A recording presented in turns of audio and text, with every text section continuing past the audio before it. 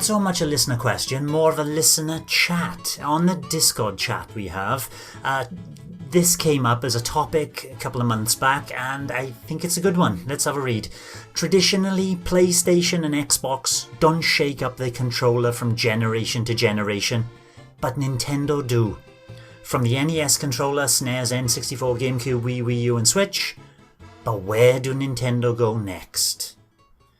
So I thought we can open this up with a little run through the history of Nintendo's controllers and what's your take on them. First of all was the NES controller. New kind of controller with a D-pad, little square for my liking, not so comfortable for long play sessions, but as a kid, never complained. Any information or how do you feel about that NES gamepad, Greg? Never actually really used it that much. Like, we didn't have an NES at the time. Like, we started with Super Nintendo, but like my brother bought an NES, a NES. Sorry. You guys are getting me into bad habits with this NES rubbish. Yeah, he got an NES a few years ago on eBay, so like I've maybe only used the controller actually a couple of times, and I mean it's fine, it's functional, but it's not like an ergonomic masterpiece. Not even in the slightest. Those sharp corners. How about you, Nick? I think for somebody under 10 years old in the end of the 1980s, it was fine, but yes, not anymore. Yeah, it's not very comfortable. I didn't buy the ones that they released for the Switch, and purely because the controller is too uncomfortable for my hands. I don't like it, but innovative at the time, I guess. D-pad, 2 face buttons, start and select. Well, then came the SNES controller, and this was much more of an ergonomical feat. I have, playing from the Switch, I have a 8-bit though, which is a replica of that SNES controller, and it's so comfortable, still is, you know. It's got 4 buttons, it's got the 2 extra shoulder buttons, which were new to controllers as well. The SNES controller is one of my favourites. How about you, Nick? Yeah, it's probably one of the best 2D controllers. I definitely prefer it to the Mega Drive controller from that era. Yeah. And I think, like, I've got the Pokken pad for my Switch, and I honestly, it's very similar to the SNES controller. Same amount of buttons, but it's really chunky, and that's what I really like about it. You can really wrap your hands around it, because the SNES controller does get a little bit awkward to hold after a long play session. Even though it feels fairly comfortable, I think if you spend more than an hour, it does eventually begin to hurt a little bit. But it is good. How about you, Greg? Thoughts on the SNES controller? Like, I love the SNES controller, and like if you do just look at the SNES controller as it is, like a large part of what we would consider traditional on the controllers today is exactly just coming from that SNES controller, like the placement of the buttons and stuff. But yeah, like when me and my brother were having like sessions on Super Soccer and stuff, like my thumb would start getting sore pretty fast, like on the D-pad. So moving on, I'm not going to go through every console because the Game Boy obviously was the same as the SNES with the D-pad and 2 buttons. But a console I've never played, the Virtua Boy.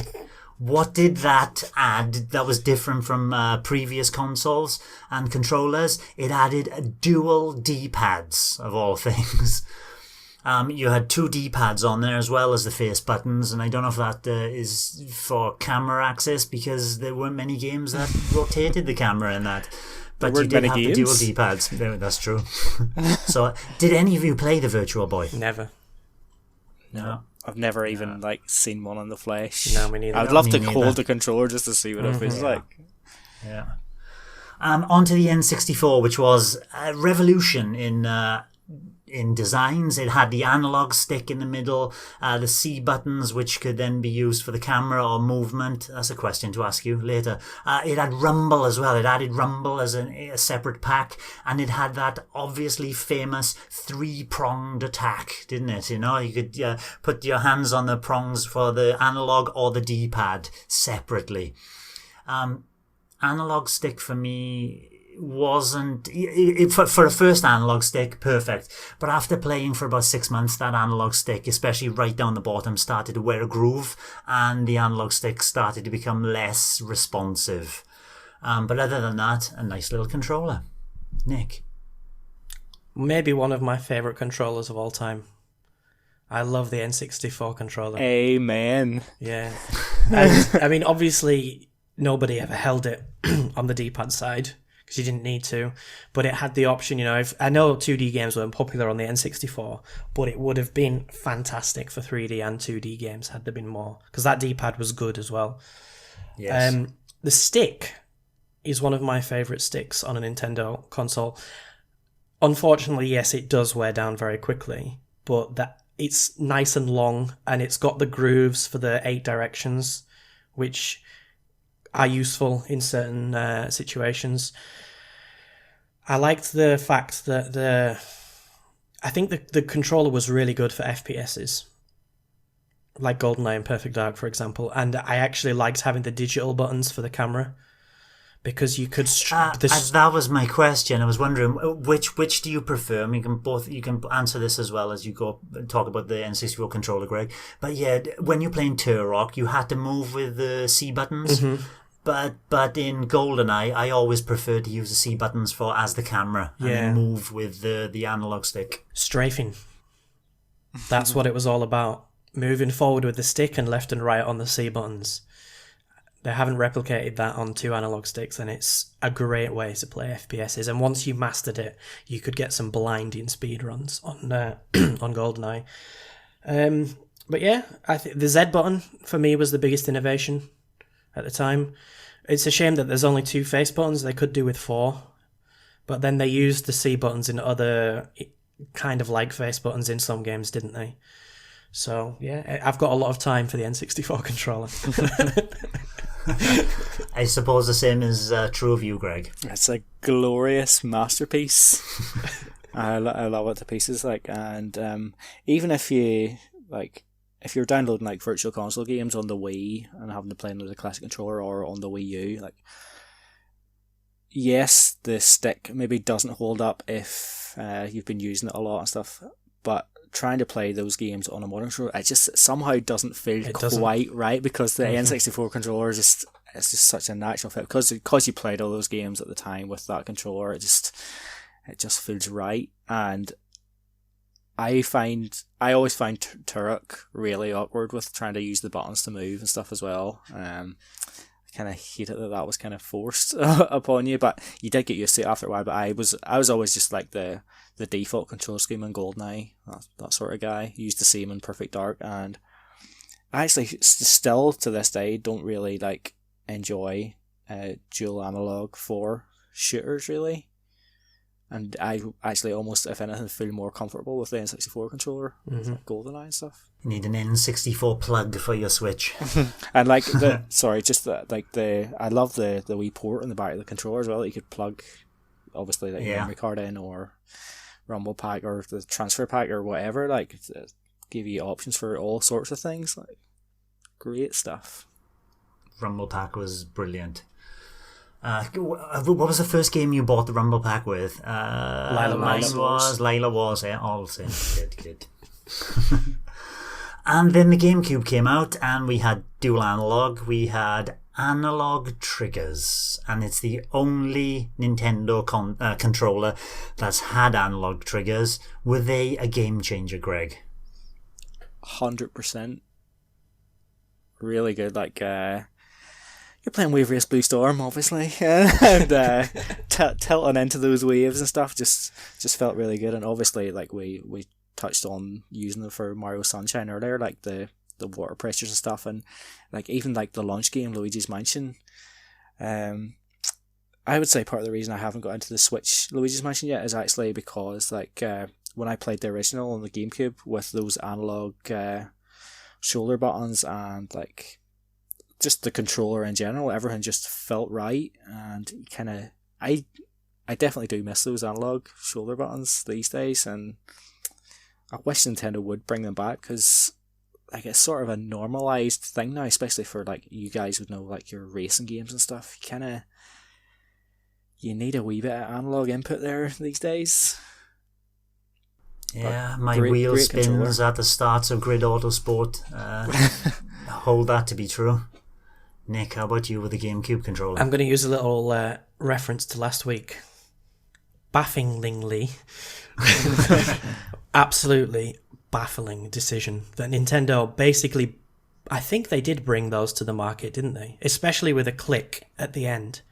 Yes, analog triggers. Yeah, I think they were analog triggers before, but they didn't have that second, the complete full click at the end, which is the full depress. Yeah, nothing else has had it since either, I don't think. But Sony and Microsoft have continued to use analog triggers, and I don't understand why Nintendo got rid of them. Okay, on the Wii, maybe the B button could have been an analog trigger, maybe, but it didn't fit with the sort of MO of the console. But for the Wii U Switch, I can't understand why they didn't bring them back. It is the biggest decision that Nintendo have made that I'm just completely puzzled at.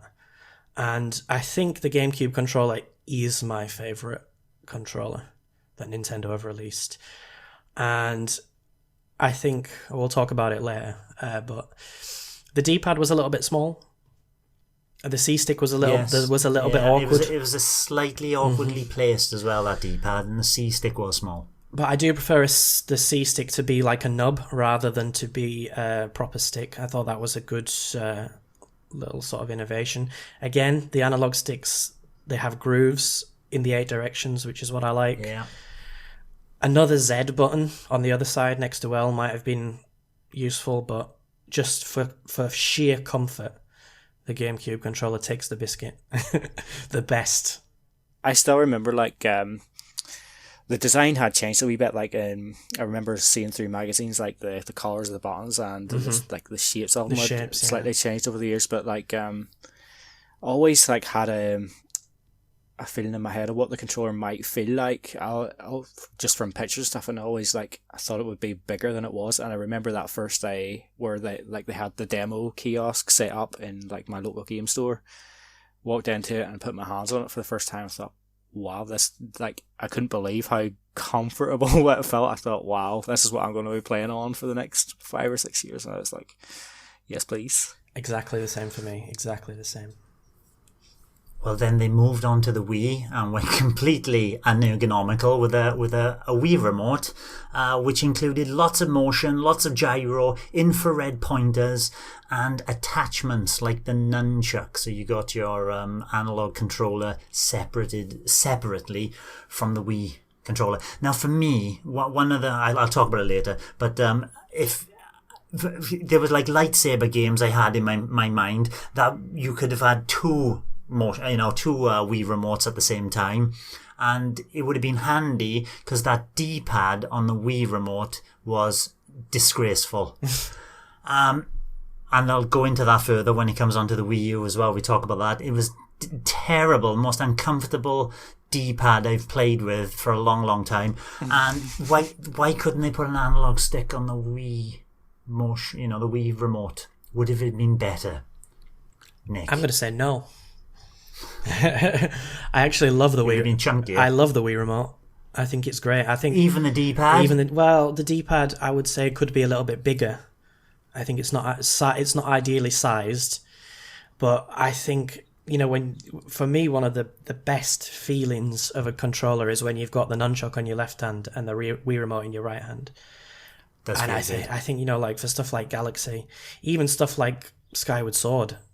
It feels really natural and really good. You got the D-pad's easy access with your thumb, and yeah, when I first saw the Wii remote, I was very skeptical about how they could make games with so few buttons, but it never really presented itself as an issue, as far as I can remember, in any Wii games. And yeah, obviously they put waggle instead of buttons, which sometimes was well executed, but more often than not was very poorly executed. But I think the first year of owning the Switch, I was in complete awe of how it worked. And for me, playing Red Steel was like playing GoldenEye for the first time. That's how revolutionary it was. I absolutely adored that game, even though it's garbage. Like going back and playing it now is not the same as playing GoldenEye. But at the time, it was just flicking your left hand with a nunchuck to knock a table over, and I can't describe how good it felt at the time. And I kind of wish the Joy-Cons were a little bit more similar to the Wii Remote and nunchuck, but we'll get onto that later, I suppose. Yes, we will. Greg, thoughts on the Wii Remote? Yeah, for me, for many reasons, it could easily be my favourite, actually, controller of all time. I don't have such issues with the D-pad. I thought it worked absolutely fine with all those 2D games. I played plenty of like Streets of Rage and whatever with the Wii Remote on its side. It was glorious. Gloriously spongy. But yeah, like even just like having that pointer and stuff, which like for me that's one of the big things that's been missing ever since. Because like for all those shooting games and like even like Pro Evolution Soccer, like it just introduced something completely different, and all those motion control games like Wii Sports and stuff was just like almost mind blowing at the time, I guess. Like I wasn't really excited for the Wii until close to launch, because I thought like, what are Nintendo like doing? What are they doing? You know? Yeah. But like as soon as I got that console home, opened the box up and grabbed the Wii Remote for the first time, it felt so much smaller than I anticipated in my head, and again it just melted into my hand. It was brilliant, and just playing tennis with my dad during the day and stuff was just like amazing, and the nunchuck along with it was just fantastic. I don't like the classic controller, the way it works, having to like plug it in and then having the remote dangling between your legs and stuff. But the Wii Remote itself was amazing, and the only criticism I really have of it is possibly the lack of buttons. Because if you had like a few more buttons, if you had your traditional like A, B, X and Y on the front, yes, it would maybe be a wee bit more cramped and maybe not as simple to use, but it would have opened up way more possibilities. Because I think of stuff like Mario Strikers Charged, which is a brilliant game, but like having to do slide tackles with down on the D-pad was like it wasn't entirely ideal. And I've been playing Metroid Prime Trilogy recently, and like firing missiles with the D-pad and stuff as well. It's not perfect, but other than that, like amazing controller. And You're I miss right, it. the D-pad was not perfect. And now, when you used the Wiimote, did you use the wrist strap? Were you cautious that you were going to throw it through your TV as some idiots did? I still use it all the time. Only when playing Wii Sports, I used it. Yeah, when I had a couple of, especially the younger boys came over, and the wrist strap was a prerequisite, you know. And not just my TV, but I don't want broken Wiimotes everywhere. And then they came out with a DS, and the DS added some touchscreen inputs, dual screen. This added a strap of its own, if you remember the thumb strap, which you would use for Super Mario 64 on the DS. Any thoughts on the DS itself? Touchscreen revolutionized gaming. Game used to have a thing where it's like you could return stuff within 10 days to get like you could exchange it for something else. And I remember I had an urge to get an Xbox because I'd never played one before, never even like held a controller before, and I just had an urge to get an Xbox. Bought one day with quite a few games, like really like dirt cheap. This was in 2006, I think. 2006, and played it for a week. Like I was at university at the time, took it up to the house and was sort of playing it for a week. And my brother had bought a DS Lite at the time, so I think I got back at the weekend from university and seen he was playing. I'm not sure what games he had. Like I think he had Monkey Ball and maybe one of the Mario games. Using the stylus to do all these wee mini games and stuff. I thought, wow, this is what I want to be playing. This Xbox isn't doing it for me at all. So I took it all back, traded it all in for a DS Lite, and just never looked back. I loved that touchscreen. the two screens, maybe not so keen on that. Like Nintendo sort of stuck with the 2-screen model for quite some time, and I think one screen is probably enough. But yeah, the touchscreen was good stuff. Yeah, Nick. I like the 2-screen idea, and the touchscreen on the DS was very good. Now, I didn't own a DS for very long, but I did complete Super Mario 64 using that, what's it called? Thumb strap. Horrendous experience. But they got rid of that, didn't they, for the DS Lite? I'm sure that was only on the original DS that they had that strap. Awful.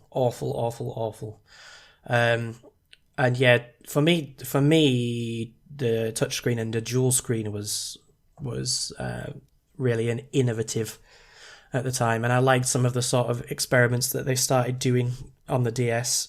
I thought that gave us some interesting games. WarioWare, still one of my WarioWare Touched, still one of my favourite WarioWare games. Yeah, likewise.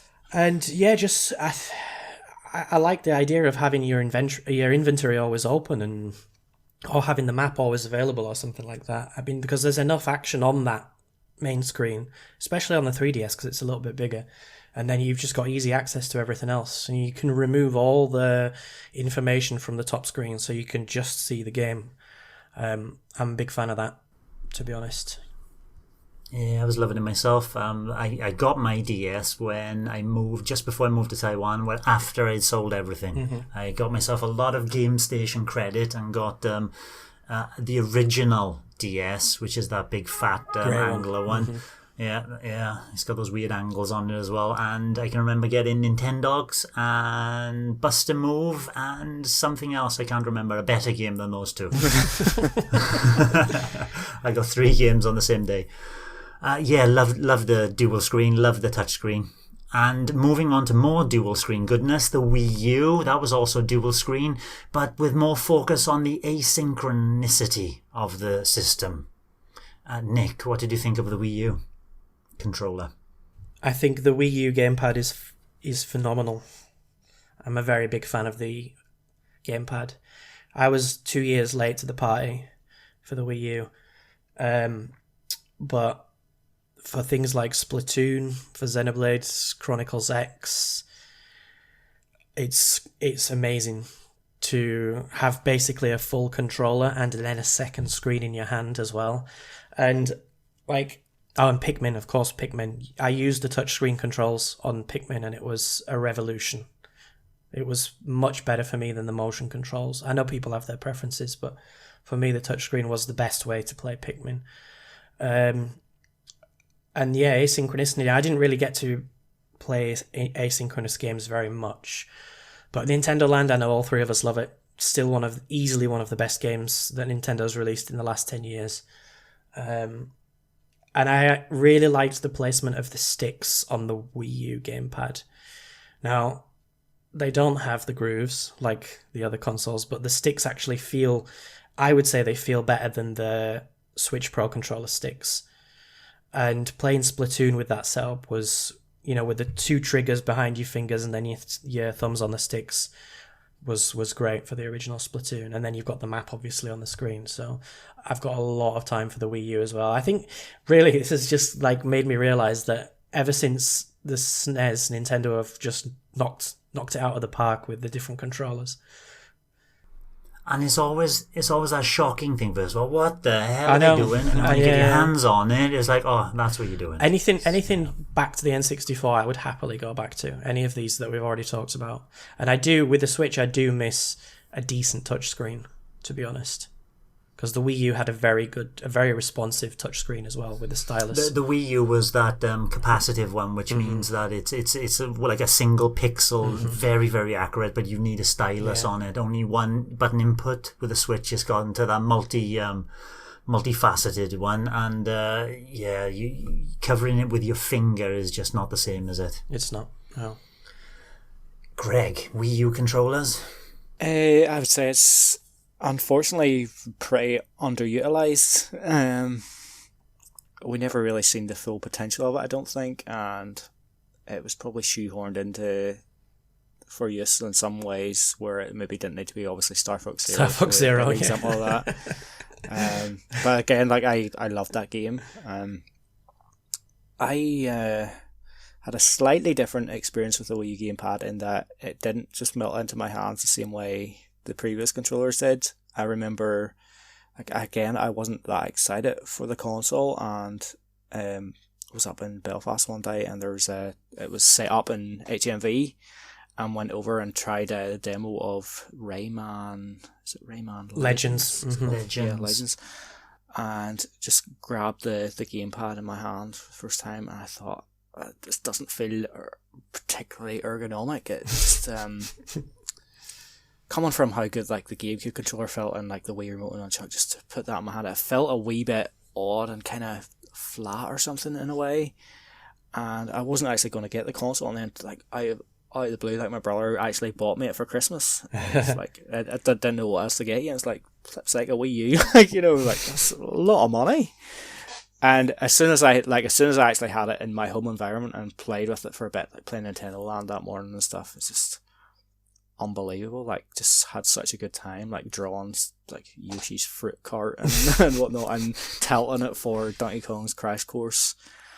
Just brilliant. Like the screen, obviously the resolution and stuff isn't amazing, and there are detriments to it as well, because like stuff like Wii Sports Club, for example, the simplicity of Wii Sports on the Wii, like you just needed the remote when you're like throwing baseballs and stuff. They shoehorned like the gamepad on the Wii version, like for Wii Sports Club, and too much. Like for golf and stuff, you had to go to the hassle of setting like the gamepad on the floor too, and there's your ball in the gamepad. But like even for like baseball, you're not just throwing the Wii remote as usual. You have to like select stuff on the buttons and all, and it sort of over convoluted matters. And that was the main issue. Like there was lots of games, like even Wii Party, to bring that one up again, if we have to.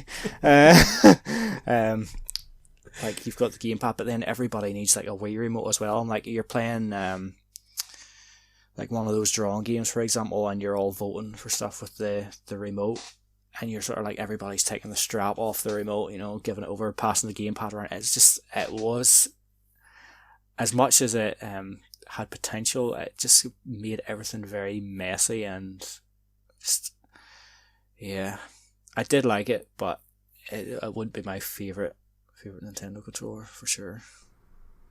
Yeah, it was the potential that it had, and whereas the dual screen from the DS fulfilled that potential with the experimentation, the Wii U, yes, it had fantastic games, like you mentioned, Nintendo Land. It didn't fulfill its potential at the end of the day, but what a great controller. The reason why I was talking about the Wiimote D-pad is because on some of the games in Nintendo Land, especially Mario Run, the hide and seek game with Mario, you had to the runners had to play with the D-pad on the Wiimote as holding the Wiimote on the side. Oh, bleeding thumbs. That was uncomfortable. It worked flawlessly. I never understood why in games like that you couldn't use the Wii U Pro Controller. Instead of using that D-pad, I wanted give me some comfort. And actually that Wii U Pro Controller is a damn fine controller. It's got the sticks in the right place. It's got the quality of sticks, like you mentioned, Nick, and the D-pad on it it's a lot chunkier and wider than the Switch Pro Controller, and it's lighter as well. It's really got a nice feeling to the D-pad and buttons on that, and that is one of my favorite controllers, is the Wii U Pro Controller. Then moving quickly on to the 3DS, they added a slide pad. Are you fans of the slide pad? I think for a handheld console it's better than an analog stick, but it's not ideal. I will say though, I do like the nub on the 3DS, on the new 3DS. I think that's like very subtle but a very nice addition. Feels very similar to the C-stick on the N64, on the Gamecube, but it doesn't move. But playing 3D games on the 3DS with that, like for example Ocarina of Time or Majora's Mask, it's not ideal, but for a handheld I think it's the best it could be. So yeah, the slide stick is okay, but not for long sessions though. True. Greg? Yeah, I found it a decent solution for obviously if you're having a foldable screen and stuff, you can't have a big analog stick sticking out there. So for me, it actually worked pretty well and got used to it pretty quickly. And obviously we'd seen early designs of the Wii U Gamepad as well, and it had the slide pads on it as well. So I'm glad they went with sticks in the end for that. But yeah, slide pad worked fine for me. And then we moved on to the Switch, and we all know about that, so I'm not going to dwell on that. But out of all those Nintendo controllers we talked about today, boys, what's your favourite? Let's start with you, Nick. It's very difficult to answer, and I think if I had to pick one, I would very, very, very reluctantly pick the GameCube controller. But then obviously we wouldn't have any motion controls, we wouldn't have any gyro and all the other stuff. So I think my ideal controller would be a GameCube controller with motion controls and an IR pointer that breaks in half. So basically the Joy-Cons, but a GameCube. GameCubified. Yeah, but GameCube shape and with a bigger D-pad. It needs a bigger D-pad, yeah. How about you, Greg? What's your favourite controller? Yeah, that's pretty similar. I think the N64 is my favourite console, and partly for that, I think I've always my heart's always gonna go with the N64 controller. But the Wii Remote and Nunchuck is pretty damn close. I've got it that the Switch is not my favorite because it's almost got everything. It almost has everything, but just that lack of pointer and perhaps a wee bit more comfort. Perhaps it's just missing a few things. For me, my favourite controller. This was a hard one, and I'm going with utility and everything being in there. And if I could have the Wii U Pro controller with everything that the Switch controller has in it, I'd probably go for that. Just a little bit bigger. I do like the Pro controller on the Switch, and I love the gyro motion. Whenever I'm playing a first-person shooter and it's implemented well, the gyro on the Pro controller is really, really nice. As it is, on the Joy-Cons as well. But the Joy-Cons for me with my big hands, little bit too small. Throw some triggers on there too. Yes, please. Yeah, that's what it needs. So like a Wii U Pro controller with big fat triggers at the back, and I'd just be a happy man. And the click on the Switch Pro controller isn't as satisfying as the Wii U Pro controller as well. I think they did have better analog sticks in there. Would I go back? And it's this. I love the SNES controller as well. I know you're saying it's a bit uncomfortable, but the D-pad on the SNES controller felt beautiful, and I feel as if they haven't done as good a D-pad all the way through all the other iterations of the controllers. The SNES, whenever I hold a SNES controller, that D-pad just feels right, and I know that's just nostalgia, and that's me being as a kid. It's ingrained into my system. But if they could implement a good D-pad on the Pro controller, that'd be another wonderful thing to do. So you've already basically mentioned this next question, and it's what's missing from the current controller that needs to be added. And we've already said analog triggers. That, can you imagine a chunkier Joy-Con with an analog trigger on there, something for bigger hands? You could purchase it separately, but it also incorporate basically like a GameCube controller, like you said, Nick. Anything else? Pointer, obviously. A pointer, yeah. Infrared pointer, pointing the correct way, not pointing at your body. Yeah. And the last thing I change about the Joy-Cons is the build quality. And the Pro controller as well, to be honest, because it's pretty shoddy, in my opinion. Yeah. The Joy-Cons as well. I think they tried to fit too much stuff into it, and they skimped on materials because they didn't want it to be too expensive, and it really shows, and it's disappointing. I think a lot of it could be, fixed with a slightly bigger Joy-Con itself, a bigger, sturdier not analog sticks, and analog triggers, of course. But yeah, something just maybe they try to squeeze it in a bit too small. And yeah, like you said, fit too many things into this small build. And like I've said, I got 3 sets of Joy-Cons and all have got severe drift now. Build quality, come on Nintendo. So what about the future? What does the future hold? That's where our question started. Where do you feasibly see Nintendo going with their next controller on the next console? Craig. I'm extremely torn. Part of me thinks they should continue with like the Switch trajectory and just sort of make wee small innovations in that area, but keep the same sort of philosophy going forward. But at the same time, that's not Nintendo and never really has been Nintendo. They always do something completely out of left field, and we might all be thinking they'll just carry the Switch on, and in a couple of years' time they'll just show something you're like, what are you doing? And then we'll all play it and be like, oh yeah, there we go. You are the best.